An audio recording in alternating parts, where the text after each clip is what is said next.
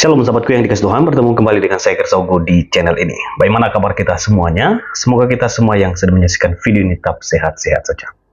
Ya, masih membahas terkait dengan film His Only Son yang beberapa hari lalu seorang wakil ketua DPR Komisi 8 yang memberikan pelarangan supaya film tersebut tidak tayang di bioskop. Nah, di dalam kesempatan ini saya akan mengajak kita mendengarkan secara langsung tanggapan dari Dr. Bambang Nursena memberi kuliah kepada Pak Aceh sebagai anggota DPR yang memberikan larangan untuk tidak menonton film ini. Seperti apa cuplikan video, mari kita dengarkan bersama-sama. Tentang kontroversi film yang berjudul His Only Son. Film ini menceritakan tentang ujian iman kepada Abraham untuk menyembelih putranya yaitu Ishak. Ada seorang anggota parlemen Dewan Perwakilan Rakyat yang keberatan dengan peredaran film ini karena menurutnya film ini tidak senafas dengan versi Islam tentang pengorbanan putra Nabi Ibrahim. Bagaimana tanggapan kita? Saudara-saudara, dari sudut pandang hukum, sebenarnya Indonesia itu adalah bukan negara Islam, bukan negara agama, bukan negara teokrasi. Karena itu sebetulnya tidak boleh membawa satu pandangan keagamaan dan memaksakannya ke ruang-ruang publik. Kita harus membedakan antara mana forum eksternum dan mana forum internum. Setiap warga negara berhak untuk mengekspresikan keyakinannya, apalagi hanya berhak untuk mendapatkan tontonan yang sesuai dengan agamanya.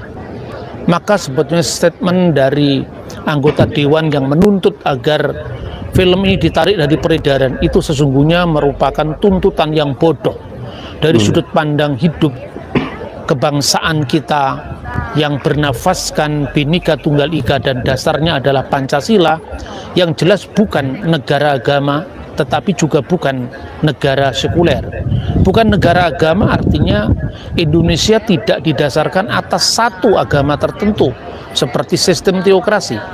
Bukan negara sekuler artinya dalam penyelenggaraan negara kita tidak boleh mendepak sama sekali kita tidak boleh mendepak sama sekali asas-asas spiritualitas yang bersifat multi agama, multi keyakinan untuk menyelenggarakan Indonesia yang adalah sangat majmuk ini.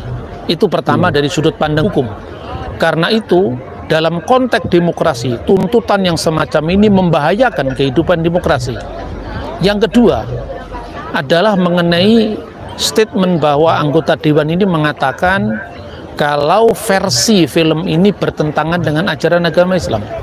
Mungkin dia kurang belajar agama Islam sendiri. Karena dalam Islam tidak ada versi tunggal tentang siapa putra Ibrahim yang dikorbankan.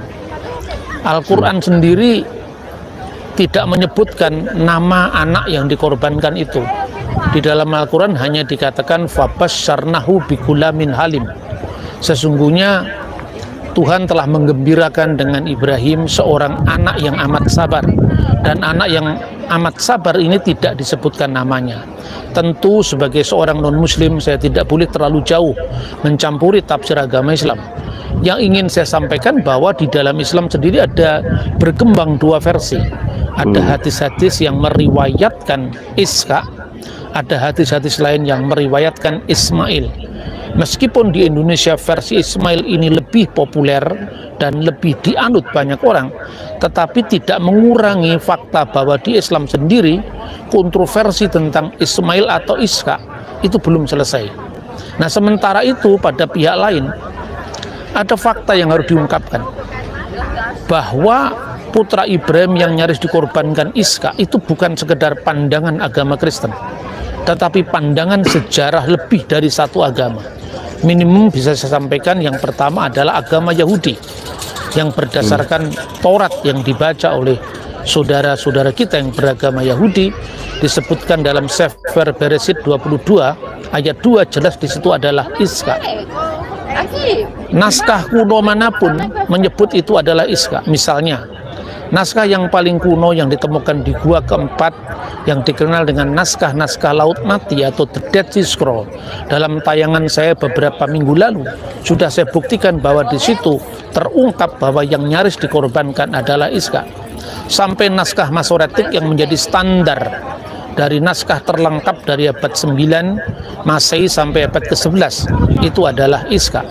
Ketika kekristenan mewarisi Taurat yang sama ini, yang kita sebut dengan Perjanjian Lama, tentu Taurat dengan kitab nabi-nabi dan kitab-kitab suci yang lain, itu juga dikatakan Iska.